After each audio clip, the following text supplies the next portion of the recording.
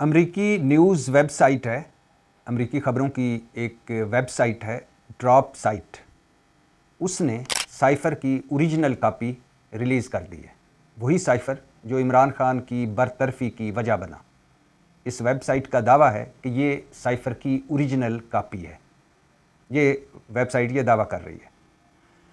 और इस 3 सफ़ाती original copy का लुब्बे लुबाब ये है, आपको पता है ना कि डोनाल्ड लू, आला हज़रत डोनाल्ड लू जो जनूबी और वस्ती एशियाई अमूर के असिस्टेंट सेक्रेटरी ऑफ स्टेट थे अमेरिका के बाइडन इंतज़ामिया में, उनकी और हमारे अमेरिका में सफ़ीर असद मजीद साहब की अपनी अपनी टीम के हमरा दोपहर के खाने पर मुलाकात हुई। और ये जो साइफ़र है ये उस खाने की रुइदाद है, कहानी है कि जो कुछ उस खाने की मीटिंग में डिस्कस हुआ। तो अमरीकी न्यूज़ वेबसाइट ड्रॉप साइट ये दावा कर रही है कि ये साइफ़र की 3 सफ़ाती ओरिजिनल कापी है। और इस ओरिजिनल कापी ने 4 साल के वक्फे के बाद एक बार फिर पाकिस्तानी सियासत में थरथली मचा दी है। जाहिर है थरथली तो मचनी थी, इसकी पीछे एक वजह है, उसी वजह पर आज आपसे बात करनी है। लेकिन इस ओरिजिनल साइफ़र कापी में जो 3 सफ़ाती है बहुत कुछ है। लुब्बे लुबाब ये है कि डोनाल्ड लू, आला हज़रत डोनाल्ड लू असद मजीद साहब से कहते हैं, हमारे सफ़ीर से कहते हैं, हमारे अमेरिका में उस वक्त के सफ़ीर, कि मेरे ख्याल में अगर इमरान खान के ख़िलाफ़ अदम एतमाद कामयाब हो जाती है तो वाशिंगटन में सब कुछ माफ़ कर दिया जाएगा पाकिस्तान को, क्योंकि रूस का दौरा वज़ीर आज़म का ज़ाती फ़ैसला समझा जा रहा है। पाकिस्तान यूक्रेन के मामले पर जारहाना गैर जानबदाराना मौक़िफ़ क्यों अपना रहा है? जारहाना और गैर जानबदाराना मौक़िफ़ पाकिस्तान यूक्रेन के मसले पर क्यों अपना रहा है? ये कौन कह रहे हैं? डोनाल्ड लू। दौरा रूस क्यों किया वज़ीर आज़म ने? और हमें लगता है कि उनका ज़ाती फ़ैसला है। हालांकि असद मजीद कहते हैं, और ये बात सच थी, कि उस वक्त की इस्टेब्लिशमेंट, उस वक्त के सारे थिंक टैंक, उस वक्त की सारी हुकूमत, सब ने मिलकर यह तय किया था कि इमरान खान को रूस का दौरा करना चाहिए। और अनफॉर्चुनेटली, बदकिस्मती से, इमरान खान रूस के दौरे पर थे कि रूस ने यूक्रेन पर हमला कर दिया और इमरान खान ने वहाँ इस पर अफसोस का इजहार भी किया। लेकिन अमेरिका और डोनाल्ड लू समझ रहे हैं कि यह वज़ीर आज़म का ज़ाती फ़ैसला था। क्यों समझ रहे हैं? इसके पीछे भी 2 साजिशी थ्योरी हैं कि यहाँ से मैसेज कन्वे किया गया था कि हम तो नहीं थे भाई इस मुशावरत में, हमने तो नहीं कहा था कि इमरान खान को कि वह दौरा करें, ये इमरान खान का ज़ाती फ़ैसला था। एक ये थ्योरी है। और दूसरी थ्योरी ये है कि चूंकि अमेरिका इमरान खान से नाराज़ था और भी बहुत सारे मामलों में, मैं आगे चलकर बताता हूँ, तो इसलिए अमेरिका सारा कुछ उन पर ही डाल रहा था।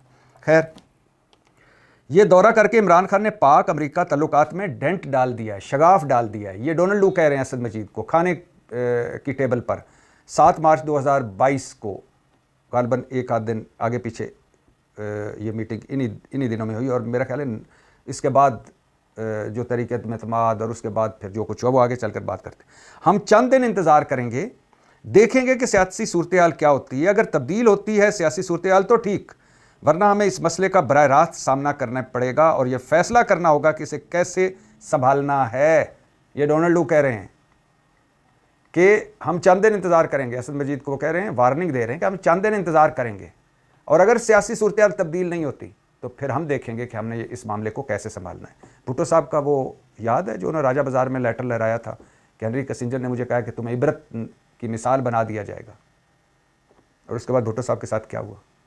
तो यहाँ भी ढके अल्फाज में वही वार्निंग है कि हम चंद दिन देखेंगे, उसके बाद देखेंगे कि सूरत हाल को कैसे संभालना है अगर सूरत हाल, सियासी सूरत हाल तब्दील ना हुई। अब सूरत हाल ये है कि हम कुछ सवाल रखते हैं। मैं साइफ़र पर मज़ीद आता हूँ, और ये ज़रूर सुन लीजिए कि डोनाल्ड लू और असद मजीद में जब ये मुलाकात हुई थी उस वक़्त इमरान खान वज़ीर आज़म थे, इमरान खान की हुकूमत थी। उसके बाद फ़ौज न्यूट्रल होती है, फ़ौज कहती है कि अब हमने हमारा सियासत से कोई लेना देना नहीं, उस वक्त की फ़ौज। उसके बाद जब फ़ौज न्यूट्रल होती है, तरीक़े अदम एतमाद आती है, और ज़रदारी साहब जो फार्मूला पाकिस्तानी सियासत की फार्मूला सियासत के चैम्पियन हैं, वो इससे पहले कह चुके थे कि मुझे कहते हैं कि इससे जान छुड़वाओ। मैंने कहा पहले आप इसके पीछे से हटें, इससे जान छुड़वाएं, फिर मैं आपको कोई फार्मूला बना कर देता हूँ। ये कहते हैं मुझे कि कोई फार्मूला बना कर दो। मैंने कहा कि इससे पहले जान छुड़ाओ, फिर मैं तुम्हें फार्मूला बना कर देता हूँ। खैर, सवाल कुछ बात आगे बढ़ाने से पहले मैं आपके सामने रखना चाहता हूँ। क्या अमेरिका इमरान खान से खुश था उस वक़्त? नहीं था खुश, और ये हकीकत है। बाबा बाइडन ने एक फ़ोन भी नहीं कॉल की थी इमरान खान को जब सदर बने। सारे मुल्कों के हेड ऑफ स्टेट्स को टेलीफोन किया, इमरान खान को नहीं किया। इमरान खान ने इसका तज़किरा भी किया था। एक तो इमरान खान की पर्सनैलिटी, दूसरा इमरान खान के जो पहली टर्म में सदर ट्रंप के साथ बहुत अच्छे ताल्लुकात थे और उसको भी ज़ाती तौर पर लिया बाबा बाइडन ने, और बाबा बाइडन ने और अमेरिका ने कोई राब्ता नहीं रखा इमरान खान से, पहली बात। दूसरा सवाल है कि अमेरिका को इमरान खान हुकूमत की पॉलिसियाँ पसंद थी? बिल्कुल भी पसंद नहीं थी, बहुत सारे मामलात पर एतराज़ात थे। तीसरा सवाल, क्या अमेरिका को इमरान खान का वो एब्सोल्युटली नॉट वाला इंटरव्यू पसंद आया था? बिल्कुल भी नहीं आया था। चौथी बात, कि अमेरिका चाहता था इमरान खान हुकूमत ना रहे? बिल्कुल चाहता था, साफ बात है, इस साइफर में ये बात वाज़ेह है। क्या डोनाल्ड लू मीटिंग एक रूटीन मीटिंग थी, रूटीन की मीटिंग थी? नहीं, रूटीन की मीटिंग नहीं थी। रूटीन की मीटिंग में इस तरह डिस्कस नहीं होता, ये चीज़ें डिस्कस नहीं होती। फ़र्ज़ कर लें ये रूटीन की एक मीटिंग थी, फिर भी रूटीन की मीटिंग नहीं रही जब ये सब कुछ आया इसमें। क्या इमरान खान के दौरा रूस से अमेरिका खुश था? नहीं खुश था। तहरीक एतमाद से पहले ये मीटिंग हुई? जी हुई। मीटिंग में तहरीक एतमाद मतलब इमरान खान के जाने की बात बड़े वाज़ेह अंदाज में हुई। और फिर एक और भी ज़हन में रखिएगा, पिछले अखबारों में चले जाएं, उस वक्त के अखबारों में 2022 मार्च 2022 और उसके बाद उससे चंद दिन पहले और उसके चंद दिन बाद अखबारों में चले जाएं और देखें कि अमरीकी सफारत खाने में कौन कौन जाकर मिलता रहा, सियासतदान, अपोजिशन, कौन कौन जाकर मिलता रहा, ये भी देखिएगा। उस पर इमरान खान ने बात भी की, एक इंटरव्यू में भी कहा, भी नाम लेके कहा कि ये क्यों मिला अमरीकी सफारत खानों से, इनसे क्यों मिले अमरीकी सफारत खाने वाले, इससे क्यों मिले। एक अंदाजे के मुताबिक उस मीटिंग में 8-9 बार तहरीक अदम एतमाद का जिक्र आया। डोनाल्ड लू ने कहा इमरान खान हुकूमत नहीं रहेगी तो सब कुछ माफ़ कर दिया जाएगा, वरना अमेरिका कुछ बड़ा सोचेगा, बसूरत दीगर आपके लिए आगे का रास्ता बहुत मुश्किल होगा। अगर इमरान खान हुकूमत चली जाती है, डोनाल्ड लू कह रहे हैं, तो वाशिंगटन अमेरिका सब कुछ माफ़ कर देगा, वरना बसूरत दीगर आपके लिए आगे का रास्ता बहुत मुश्किल होगा। असद मजीद ने इस मीटिंग का हवाल भेजा साइफर की सूरत में।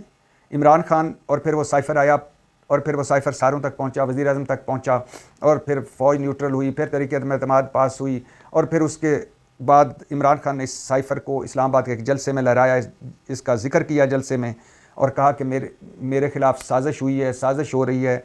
और वो मारूफ फ़िक्रा इमरान खान ने बोला, क्या हम कोई ग़ुलाम हैं? भारत को तो ऐसे साइफर नहीं लिखे जाते, हमें क्यों लिख रहे हो?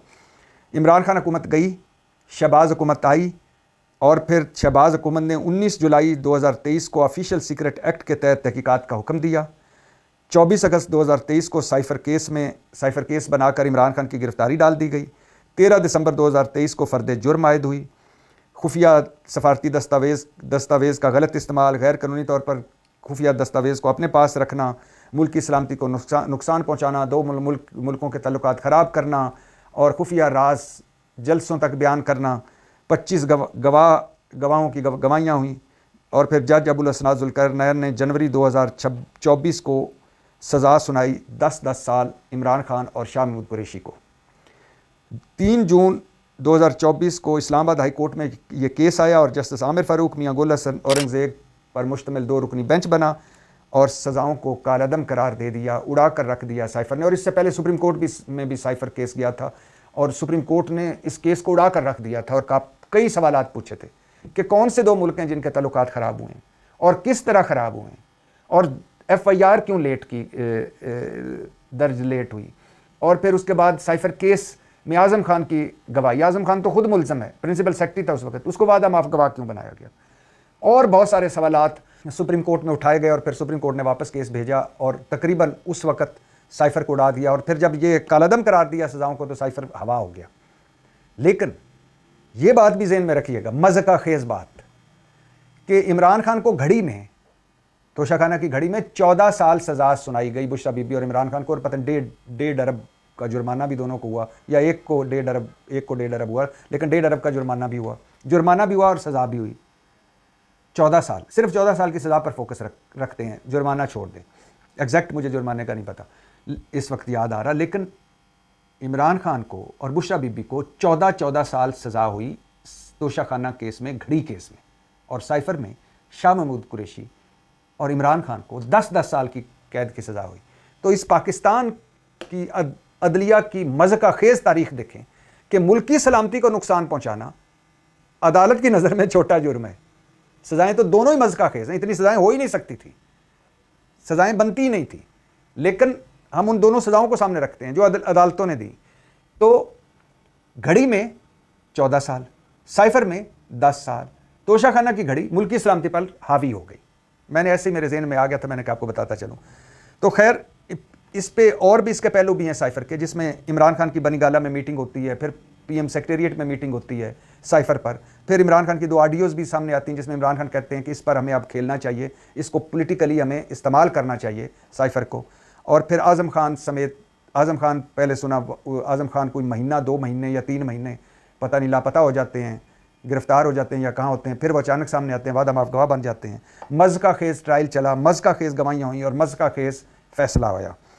और इसके दौरान इमरान खान ने अमेरिका को कई बार अमेरिका मैसेज भी पहुंचाया कि हम कोई आपसे लड़ना नहीं चाहते, हम बराबरी के तल्लुकात चाहते हैं। और यही अयूब खान साहब भी चाहते थे, उन्होंने भी एक किताब लिखी थी, फ्रेंड्स नॉट मास्टर्स।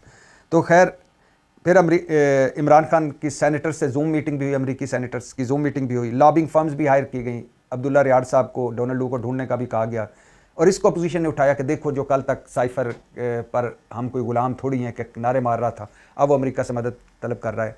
और फिर इसी बुनियाद पर ट्रंप साहब से पाकिस्तान तहरीक इंसाफ ने तवक्कुआत वाबस्ता कर ली थी कि चूँकि बाबा बाइडन हुकूमत मतलब डेमोक्रेट्स हमारे खिलाफ हैं, रिपब्लिकन वाले हमारे हक में होंगे, तो लिहाजा ट्रंप आएगा तो लागा पता जाएगा। ये मुशाहिद हुसैन साहब जैसे हवाई बातें करने वाले जो दानिश्वर हैं ना, इन्होंने एक नए कहानी के पीछे लगा दिया। लेकिन बहरहाल ये डिफरेंट मौजू है, मैंने कहा आपको बताता चलूँ।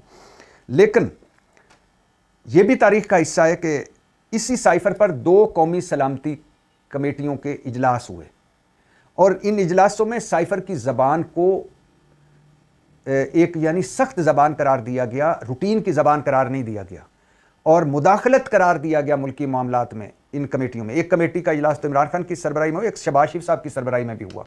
और वो भी आपको पता होगा कि आगे बात बढ़ाने से पहले कि जब तहरीक अदम एतमाद पास हुई, पेश हुई कौमी असम्बली में, तो फवाद चौधरी उठे और उन्होंने कहा कि यह हमारे खिलाफ साजिश हो रही है, बैरूनी साजिश है। तो कासिम सूरी ने रूलिंग दी और कहा तहरीक अदम एतमाद कोई पास नहीं हुई, यानी कोई पास नहीं होने देंगे, कोई पेश नहीं करने देंगे क्योंकि ये बैरूनी साजिश है।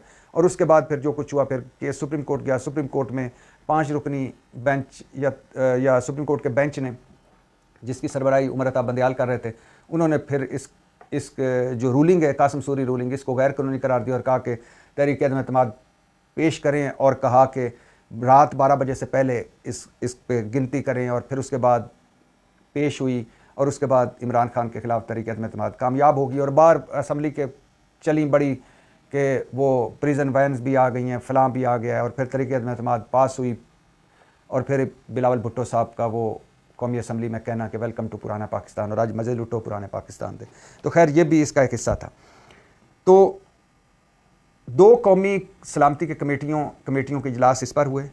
अमरीकी सफ़ीर को बुलाकर डिमार्श किया गया, बताया गया कि ये आपने गलत किया है, इसे मुल्की मामलात में मुदाखलत करार दिया गया।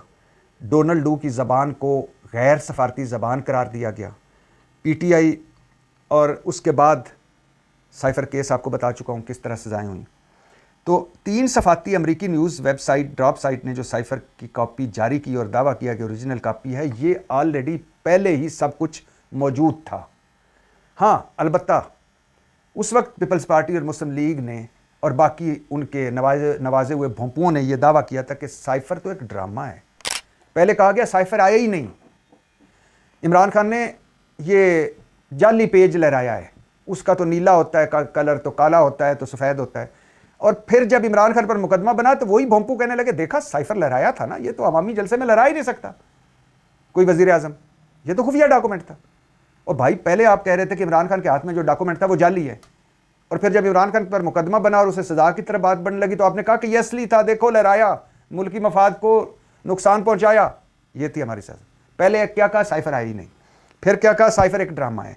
फिर क्या क्या, साइफर साजिश है इमरान खान की 2 मुल्कों के दरमियान तल्लुकात ख़राब करने की।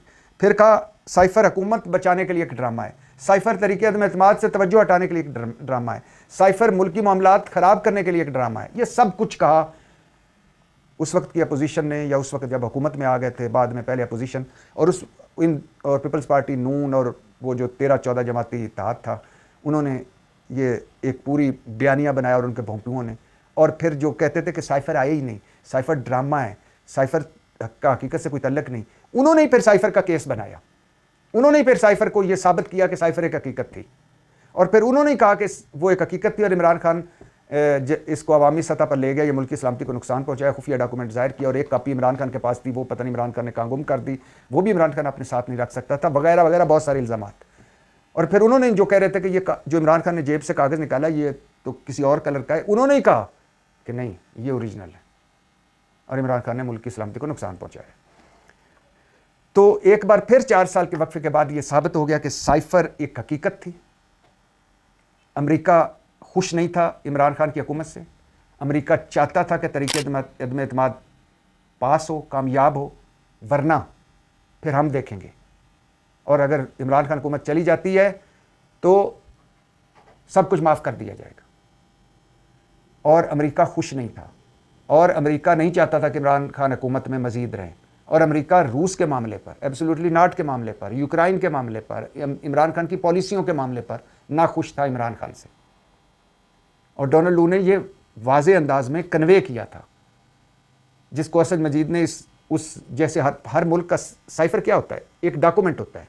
सफ़ीर जो अर्जेंट कोई चीज़ हो या रूटीन की चीज़ हो उसको सफारती ज़ुबान में साइफर बनाकर अपने मुल्क भेजता है और लिखता है कि ये फ़लाँ फ़लाँ मुतलका बात हुई और फ़लाँ फ़लाँ कि ये मुतलका बात है।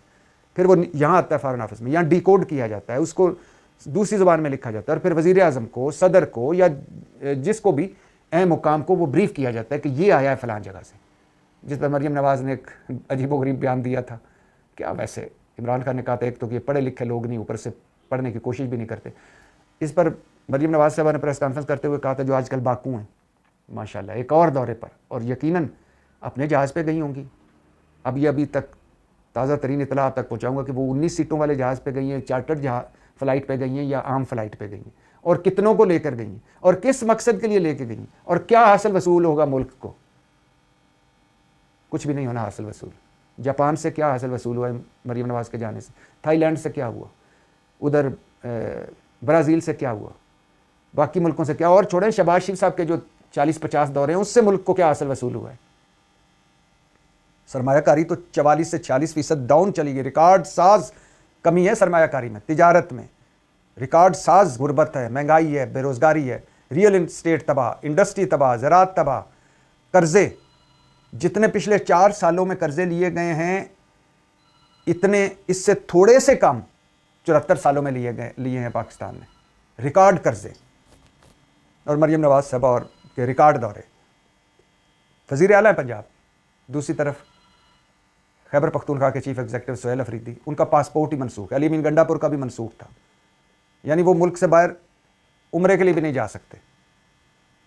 और भांत भांत के मुकदमे सुहेल अफरीदी साहब, ऊपर से गवर्नर राज की लटकती तलवार, ऊपर से वफाक का खैबर पख्तूनख्वा से सुतेला सलूक, एक पाकिस्तान में 2 निज़ाम। अभी पीटीआई पे वापस आता हूँ। खैर, साइफर एक हकीकत था, इसको सब पूरे पाकिस्तान ने हकीकत माना, और हकीकत ही तो था, तभी तो इमरान खान को आपने सज़ा सुनाई, सज़ा दिलवाई, मज़ का खेज सज़ा बनती भी नहीं थी। किस मुल्क के साथ तल्लुकात ख़राब हुए, और तल्लुकात ख़राब हुए तो क्या ख़राब हुए। पहले कौन सी दूध और शहद की नहरें अमेरिका से यहाँ बह रही थी जो रुक गई थी। तो साइफर की ओरिजिनल कापी आई, और ये उस ड्रॉप साइट का दावा है कि ये साइफर की ओरिजिनल कापी, और एक बार फिर तसल्ली मची हुई है। और यकीन करें,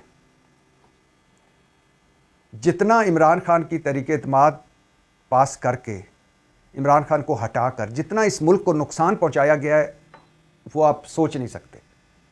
अगर आपको कोई शक है तो इमरान खान का दौर उठा लें और आज का दौर उठा लें, वरना कल मैं आपको बता दूंगा व्लॉग में, उस वक्त का डॉलर का रेट, आज का डॉलर का रेट, उस वक्त कर्ज़े, आज कर्ज़े, उस वक्त जीडीपी, आज जीडीपी, उस वक्त सरमायाकारी, आज सरमायाकारी, उस वक्त बेरोज़गारी, आज की बेरोज़गारी, उस वक्त गुर्बत, आज की गुर्बत, उस वक्त महंगाई, आज की महंगाई, उस वक्त की तिजारत, आज की तिजारत, उस वक्त आलू, प्याज, धनिया, चावल, घी, गंदम, आज देख लें, और उस वक्त मुल्क की सूरत हाल अंदरूनी और बैरूनी तौर पर देख लें और आज देख लें, उस वक्त का डीज़ल पेट्रोल और आज का डीज़ल पेट्रोल देख लें, उस वक्त की बिजली कितनी महंगी थी, गैस का क्या हाल था, आज देख लें। तो इसके बाद भी अगर ये कहते हैं कि हम बड़ी तरक्की और खुशहाली की तरफ जा रहे हैं, तो फिर मेरे ख्याल से हम अहमक हैं, हमारे चेहरों पे बेवकूफ़ लिखा हुआ है। और उस वक़्त की जमहूरियत देख लें, कोई जो 5-4% थी, और आज की देख लें। उस वक़्त की अदलिया देख लें और आज की अदलिया देख लें। उस वक़्त का मीडिया देख लें और आज का मीडिया देख लें। इन्होंने आते ही नैब का सवा सत्यानाश किया, इलेक्शन कमीशन का सवा सत्यानाश किया तरमीमें करके, पार्लियामेंट विदाउट मैंडेट, या कितना मैंडेट है मुबैना तौर पर वो भी देख लें। अदलिया सवा सत्यानाश, आज़ादी इज़हार राय सवा सत्यानाश। और ये सारा कुछ किस लिए किया? इमरान खान और इमरान खान फैक्टर का तोड़ निकालने के। और अब ये भी सोचा जा रहा है, और साल 1.5 साल हुआ है मुसलसल इस पर बात हो रही है कि क्यों ना वोटर की उम्र 18 साल से 25 साल कर दी जाए, कि 18 और 25 में जो इमरान खान का नौजवान वोटर है वो वोट ना डाल सके, सब कुछ कर ले। और पता है सबसे अहम बात क्या है? कल भी इस पर मैंने बात की थी। पाकिस्तान तहरीक-ए-इंसाफ मुल्क की सबसे बड़ी सियासी जमात है। आज फ्री एंड फेयर इलेक्शन हो तो वफाक में उसकी हुकूमत होगी, पंजाब में उसकी हुकूमत होगी, खैबर पख्तूनख्वा में उसकी हुकूमत होगी। फेयर एंड फ्री इलेक्शन हुए तो बड़ा नेक टू नेक मुकाबला होगा पीटीआई का सिंध में, गिलगित बल्तिस्तान में पीटीआई की हुकूमत होगी, आज़ाद कश्मीर में पीटीआई की हुकूमत होगी, बलूचिस्तान में मखलूत हुकूमत होगी। आज फेयर एंड फ्री इलेक्शन हो, इमरान खान भी बाहर आकर इलेक्शन कैंपेन करे और ये सारे भी करें, तो ये रिजल्ट होगा। और आज इस वक्त इस डेट में पाकिस्तान तहरीक-ए-इंसाफ की रजिस्ट्रेशन पूरे मुल्क में नहीं है। बहसियत सियासी जमात है ही नहीं पाकिस्तान तहरीक-ए-इंसाफ। अभी आज़ाद कश्मीर में रजिस्ट्रेशन जो पाकिस्तान तहरीक-ए-इंसाफ की है वो मनसूख कर दी गई है। आज़ाद कश्मीर में अब पीटीआई नहीं है, बहसियत सियासी जमात इलेक्शन नहीं लड़ सकती पीटीआई के प्लेटफार्म से। गिलगित बल्तिस्तान में भी यही हाल है, पंजाब में भी यही हाल है। यानी पंजाब तो मरकज़ इलेक्शन कमीशन, वहाँ भी नहीं है पाकिस्तान पीटीआई। वल्ला छीन लिया गया, मैंडेट छीन लिया गया, मखसूस नशिस्तें छीन ली गई, पार्टी को तोड़ दिया गया, लोग प्रेस कॉन्फ्रेंस करके पार्टी छोड़ गए। बाकी जो पार्टी बची कुछ जेलों में है, कुछ अंडरग्राउंड है, कुछ मौजूद हैं। और उसके बाद ज़ीरो टॉलरेंस है पीटीआई के साथ, कॉर्नर मीटिंग तक नहीं कर सकती। और पीटीआई का सिर्फ खैबर पख्तूनख्वा में हुकूमत रह गई है। आज फेयर एंड फ्री इलेक्शन हो तो 80% पाकिस्तान पर, आज़ाद कश्मीर गिलगित बल्तिस्तान समेत पीटीआई की हुकूमत हो, और इस वक्त पीटीआई कहीं भी नहीं है वैसी सियासी जमात। तो खैर, साइफर की ओरिजिनल कॉपी आ गई, ड्रॉप साइट जो वेबसाइट है उसने जारी की है। साइफर एक हकीकत था, अमेरिका इमरान खान की हुकूमत से खुश नहीं था, मुदाखलत थी साइफर इमरान खान की हुकूमत, ना सिर्फ इमरान खान की हुकूमत बल्कि पाकिस्तान के जो अंदरूनी मामलात उनमें, सियासी मामलात उनमें मुदाखलत थी। और उसके बाद इमरान खान हुकूमत जाती है, नई हुकूमत आती है, और फिर नई हुकूमत ने आकर 4 सालों में निगरान हुकूमत समेत, और अगली पहली शहबाज हुकूमत, दूसरी शहबाज हुकूमत, निगरान हुकूमत ने क्या किया, ये सब कुछ आपके सामने है। तो ये कहना कि साइफर एक ड्रामा था, साइफर से 2 मुल्कों के तल्लुकात ख़राब हुए, साइफर कोई तरीक़े एतमाद से तवज्जो हटाने की कोशिश थी, ये सब झूठ है। बल्कि मैं कह रहा हूँ कि उन झूठों को, जो झूठ बोलने वालों की मैं हिम्मत को दाद देता हूँ, जो पहले ये साबित करते रहे कि साइफर एक ड्रामा है, फिर जब साइफर केस चला तो फिर साबित करते रहे कि नहीं, साइफर एक हकीकत है, और अब इसको भी कह देंगे कि ये भी एक ड्रामा ही है। तो ओरिजिनल कॉपी आ गई और जो कुछ हुआ वो आपके सामने है। लेकिन इससे मुल्क कितना पीछे गया, मुल्क को कितना नुकसान हुआ और कौम को कितना नुकसान हुआ, वो भी आपके सामने है।